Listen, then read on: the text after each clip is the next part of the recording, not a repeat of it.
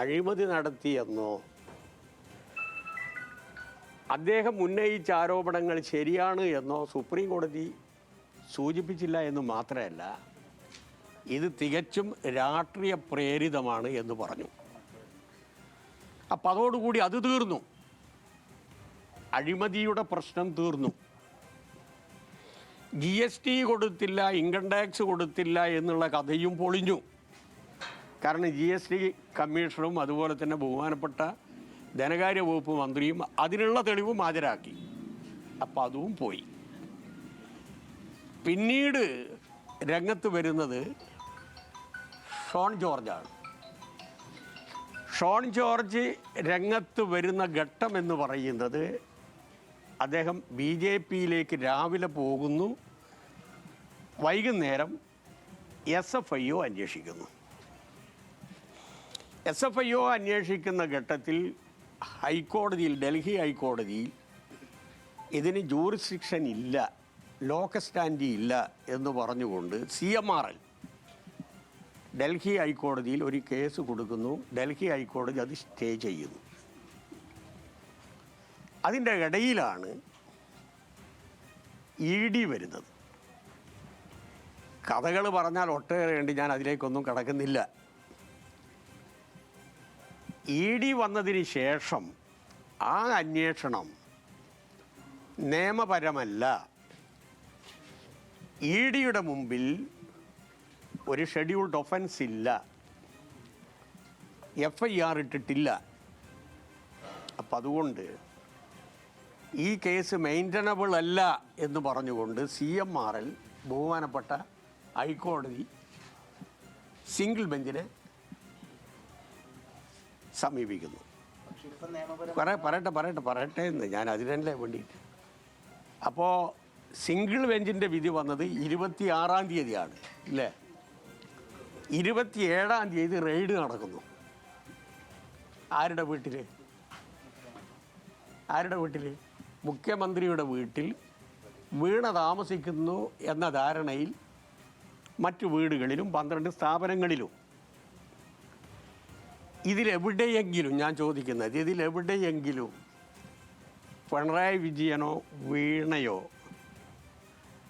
പ്രതിയായിട്ടുള്ള ഒരു കേസ് ഉണ്ടോ? ഒരു FIR ഉണ്ടോ? അന്വേഷണത്തിൻ്റെ ഭാഗമായി എന്തെങ്കിലും EDയുടെ മുമ്പിലുണ്ടോ? അത് വിശദമാക്കാതെ, അതിലേക്ക് പോകാതെയാണ് റെയ്ഡ് നടന്നത്. അപ്പോഴാണ് സിംഗിൾ ബെഞ്ചിൻ്റെ വിധിക്കെതിരായി ഡിവിഷൻ ബെഞ്ചിലേക്ക് CMRL പോയത്. ഇപ്പോൾ CMRL ഡിവിഷൻ ബെഞ്ചിന് പോയ സമയത്ത് ഇപ്പോൾ ഹൈക്കോടതി പറഞ്ഞു അന്വേഷിക്കാം, അതിലെന്താ തകരാറ്, അന്വേഷിക്കട്ടെ, അന്വേഷിച്ച് കുറ്റവാളികളെ നിയമത്തിൻ്റെ മുമ്പിൽ കൊണ്ടുവരട്ടെ. അതിന് ഞങ്ങളാരെങ്കിലും ഇതുവരെ എവിടെയെങ്കിലും എതിരായി നിന്നിട്ടുണ്ടോ? ഇൻകം ടാക്സ് ഇൻട്രീം സെറ്റിൽമെൻറ്റ് ബോർഡിൻ്റെ മുമ്പിൽ CMRL കൊടുത്ത അപ്പീലിൻ്റെ ഭാഗമായി അവർക്ക് prosecution immunity income tax interim settlement കൊടുത്തു. കാരണം ഞങ്ങൾക്ക് കിട്ടേണ്ടതൊക്കെ കിട്ടിയിട്ടുണ്ട്, ഇനി ഞങ്ങൾക്കിതിൽ പരാതിയില്ല എന്ന് പറഞ്ഞുകൊണ്ട് income tax interim settlement board dispose ചെയ്തു. ആ കേസിലാണ് ഈ ഡെവലപ്മെൻറ്റ് ഇപ്പോൾ ഉണ്ടായിട്ടുള്ളത്. ഇതെവിടത്തേക്കാണ് ഇപ്പോൾ പോകുന്നത്? ഇത് കള്ളപ്പണം വെളുപ്പിച്ചതാണ് ഇല്ലേ? കള്ളപ്പണം വെളുപ്പിച്ചതാണ്. കള്ളപ്പണം വെളുപ്പിച്ചു എന്നുള്ളതിന് എന്തെങ്കിലും രേഖയുണ്ടെങ്കിൽ ആ കള്ളപ്പണം വെളുപ്പിച്ചവരെ ശിക്ഷിക്കുന്നതിന് ഒരു തടസ്സവും ഞങ്ങൾക്കാർക്കുമില്ല. CPMനുമില്ല, പിണറായി വിജയനുമില്ല, ഒരാൾക്കുമില്ല. അത് തെളിയിക്കട്ടെ, അത് തെളിയിച്ച് ഈ സമൂഹത്തോട് പറയട്ടെ ഞങ്ങൾ ഉന്നയിച്ച ആരോപണം ശരിയായിരുന്നു എന്നുള്ളത്. ഇപ്പം കൊളനാടൻ രംഗത്തില്ലല്ലോ, അദ്ദേഹം മാറിയല്ലോ. ഇപ്പം ഇത്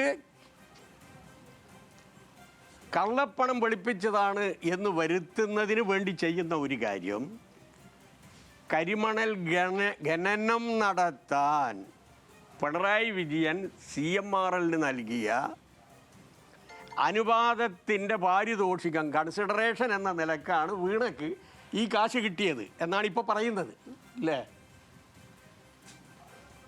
2002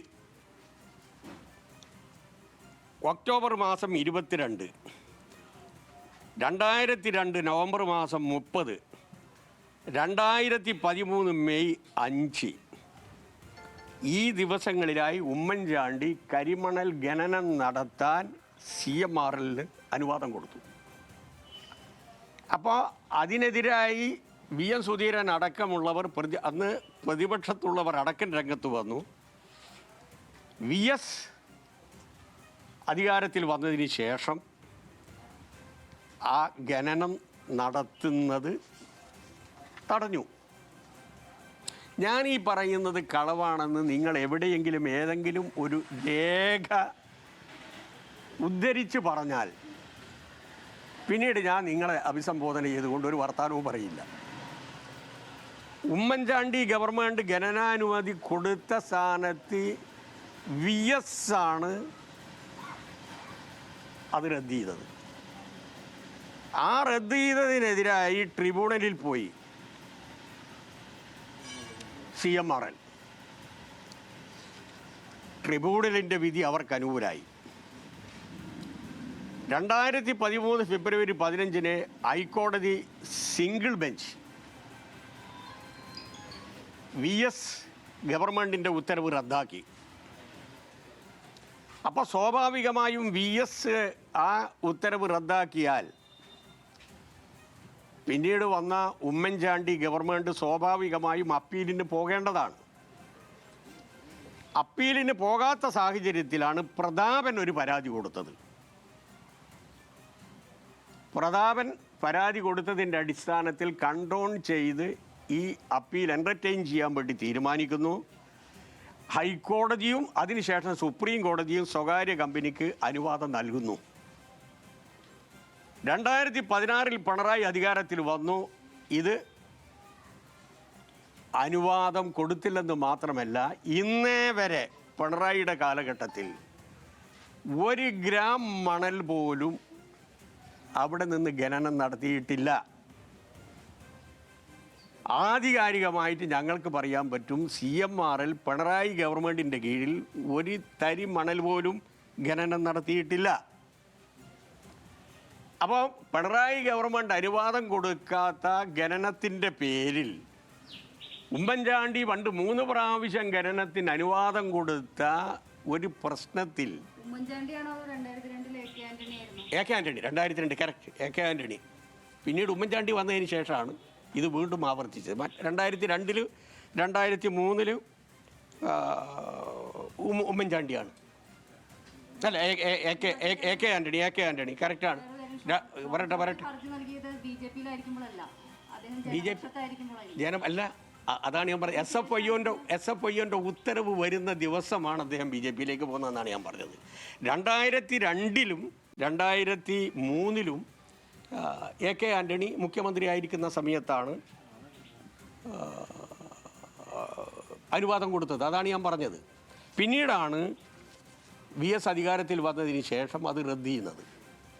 ആ റദ്ദ് ചെയ്തത് പിന്നീട് പുനഃസ്ഥാപിക്കുന്നത് യഥാർത്ഥത്തിൽ ഉമ്മൻചാണ്ടി ഗവൺമെൻറ്റിൻ്റെ കാലഘട്ടത്തിലാണ്. അതിന് ഞങ്ങളാരും ഉത്തരവാദിയല്ല. ഇപ്പം ഇത് കറുത്ത പണം വെള്ളപ്പണമാക്കുന്നതിന് വേണ്ടി സഹായിച്ചു എന്ന് പറയുമ്പോൾ ഞങ്ങൾ ഇവർക്ക് എന്തെങ്കിലും കൺസിഡറേഷൻ കാട്ടണമല്ലോ. അങ്ങനെ ഒരു കൺസിഡറേഷനും കാട്ടിയിട്ടില്ലെന്ന് മാത്രമല്ല, 1 തരി മണൽ പോലും 2016 ശേഷം പിണറായിയുടെ 10 വർഷക്കാലത്തിനിടയിൽ ഖനനം നടത്തിയിട്ടില്ല. അവസാനമായി എനിക്ക് നിങ്ങളോട് അഭ്യർത്ഥിക്കാനുള്ളത്, 135 കോടി രൂപയായിരുന്നു ഇൻട്രീം സെറ്റിൽമെൻറ്റ് ബോർഡിൻ്റെ മുമ്പിൽ വന്ന മതിയായ ജെന്യൂൻ കാരണമില്ലാതെ എഴുതിത്തള്ളാൻ വേണ്ടി CMRL ഇൻകം ടാക്സിനോട് പറഞ്ഞത്. ഇൻകം ടാക്സ് അത് അംഗീകരിച്ചില്ല. അതിനെതിരായി ഇൻട്രീം സെറ്റിൽമെൻറ്റ് ബോർഡിൽ അപ്പീൽ കൊടുത്തു. അപ്പോൾ അവർ പറഞ്ഞു 135 കോടി രൂപയിൽ 90 കോടി രാഷ്ട്രീയ പാർട്ടികൾക്കും ദേവാലയങ്ങൾക്കും മറ്റ് സ്ഥാപനങ്ങൾക്കും കൊടുത്തതാണ്. 39 കോടി അതർ എക്സ്പെൻസസ് ആണ്. ഇതിൽ 1.72 കോടി രൂപ വീണയ്ക്ക് 2 എഗ്രിമെൻറ്റുമായി ബന്ധപ്പെട്ടുകൊണ്ട് കൊടുത്തതാണ്. ഒന്ന് കൺസൾട്ടൻസി, മറ്റൊന്ന് IT മാർക്കറ്റിങ്ങുമായി ബന്ധപ്പെട്ടുകൊണ്ട്. ഇതിൽ ഇൻകം ടാക്സ് അതുപോലെ തന്നെ മാധ്യമങ്ങളെ കാണുകയായിരുന്നു.